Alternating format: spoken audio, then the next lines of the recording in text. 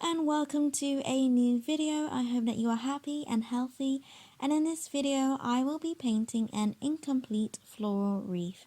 I hope you enjoy. So I begin by measuring to find the center of my page, and then using that center point I use a compass to mark out a ring as a guide for me to know how large I want my wreath to be within my page. So I have an outer and inner circle, so I know how wide my wreath is going to be.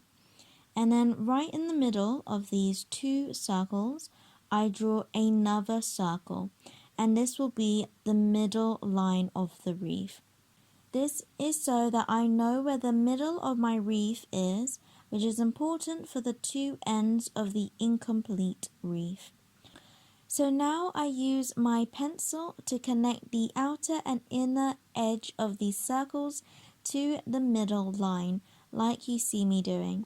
So each end kind of looks like this arrow pointed shape.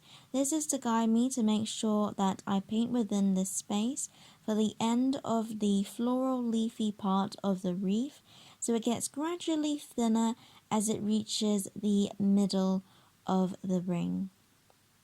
I rub out my pencil mark so that it is quite faint and less noticeable when I paint over it, but still able to see your pencil marks. You can choose to rub it out as you go along, making sure that you don't paint on top of your pencil marks. So I start out by painting a rose within the ring that we drew out. So in between the inner and outer circles of our wreath.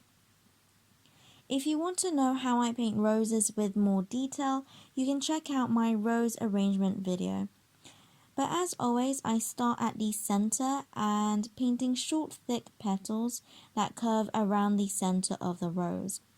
The side that the rose is facing has thinner petals, and then thicker petals for the opposite side to give the illusion that the rose is turning and facing towards the side of the thinner petals.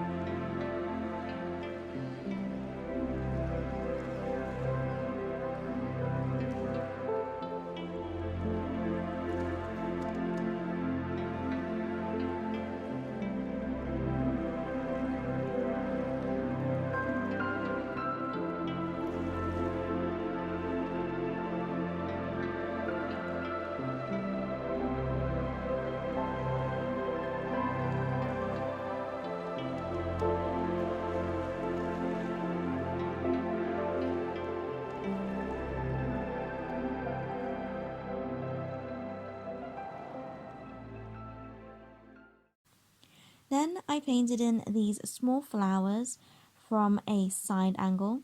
So I start from where the flowers are budding out and paint a petal that is wide with a flat top. And then at the end where the petal is coming out from, it forms a pointed tip. Then I paint another petal beside it that is a similar size that again meets at a pointed tip from where the petals are pinched together. So now that you have two petals on each side, I paint a petal that is a bit shorter and thinner, so in total you have a 4-petal flower.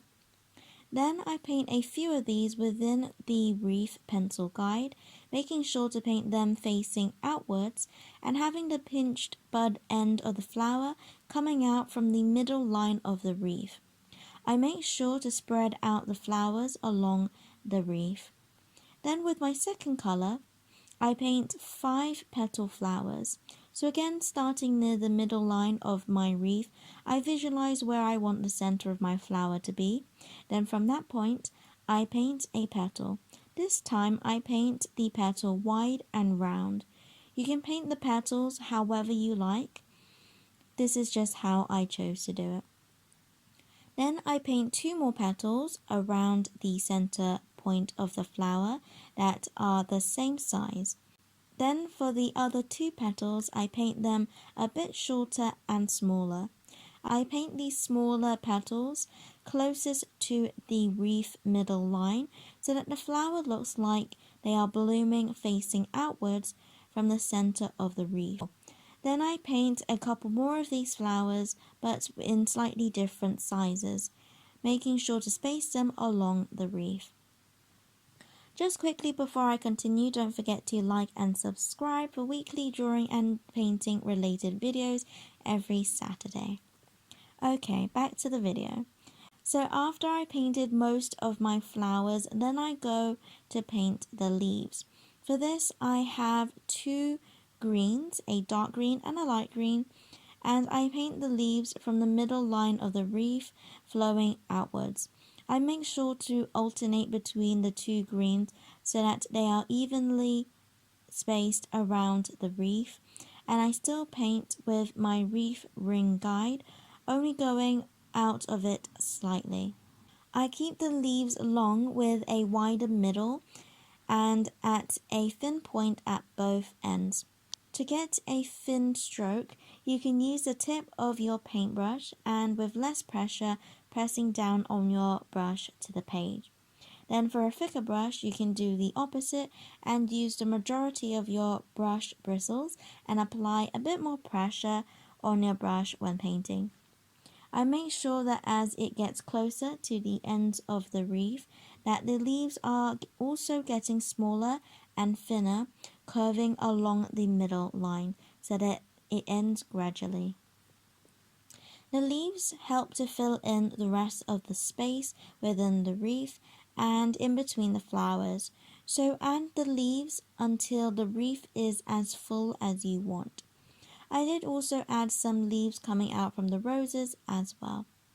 And for the small orange flowers, I added stems that connected them to the middle line of the wreath.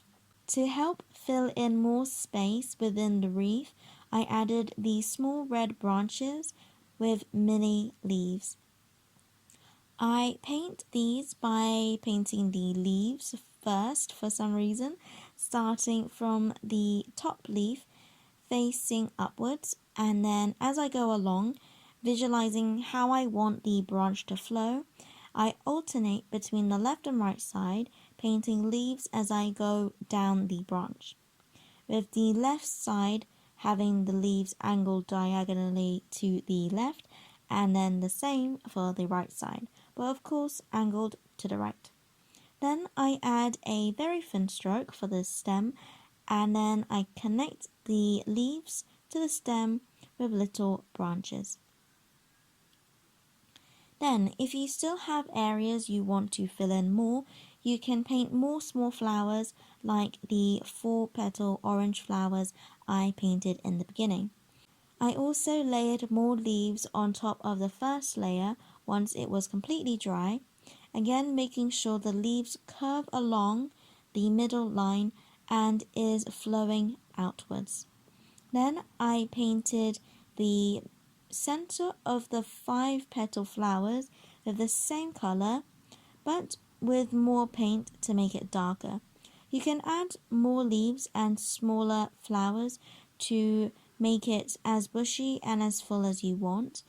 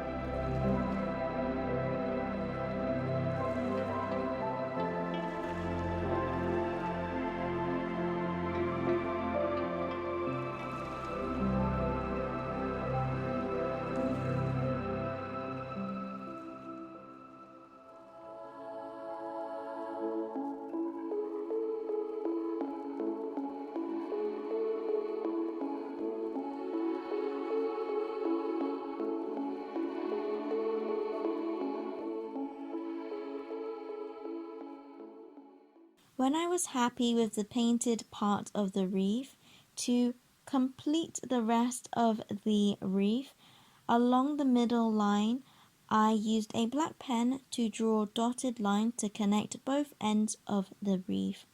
And that is our incomplete wreath done.